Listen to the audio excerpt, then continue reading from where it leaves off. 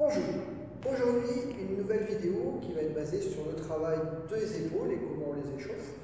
Le but étant en fait pour l'escrimeur de toujours avoir cette épaule qui est relâchée.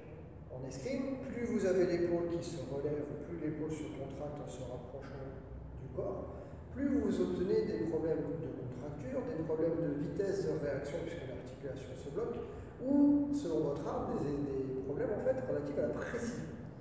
Donc, il faut savoir l'échauffer, il faut savoir avoir conscience de cet élément aussi. Donc, pour l'échauffement, deux petits exercices que je vous propose aujourd'hui. Ils seront suivis de deux exercices de travail sur site, le tout faisable à la maison avec un minimum d'équipement.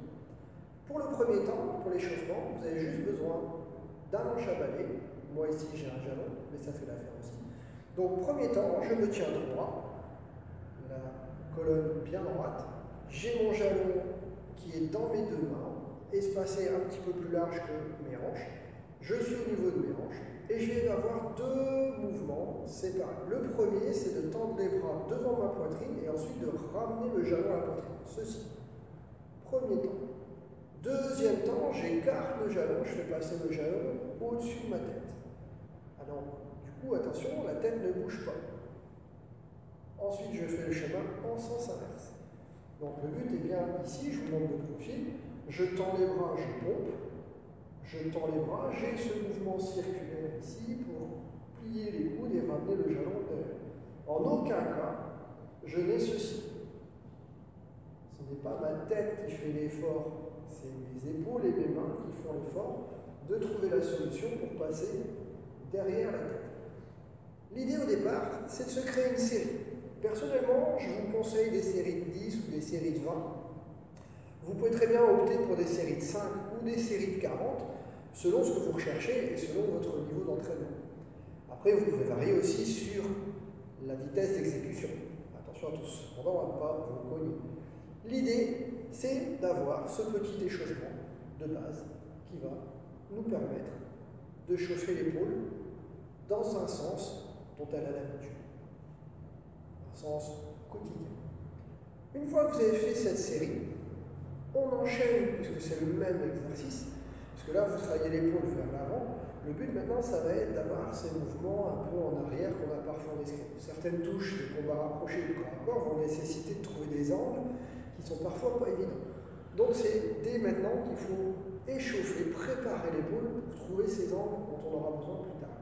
Donc deuxième exercice, vous écartez les mains de votre manche à balai, de votre jalon, et en fait vous allez avoir une épaule qui va guider l'autre. Donc ici mon épaule droite va s'élever pour faire passer derrière moi le jalon, ensuite l'épaule gauche. Mais c'est d'abord l'épaule droite qui dirige. Toujours pareil, je n'ai pas de mouvement de ma colonne vertébrale qui vient compenser quelque chose. Je suis bien ici. Une fois que j'ai terminé ma série, qui doit être identique aux séries précédentes, je peux continuer en choisissant toujours le même volume de mouvement, mais je commence de l'autre côté, ici. Cette fois-ci, c'est mon épaule gauche qui est à l'initiative du mouvement, mon épaule droite suit par le mouvement que lui impose le jalon.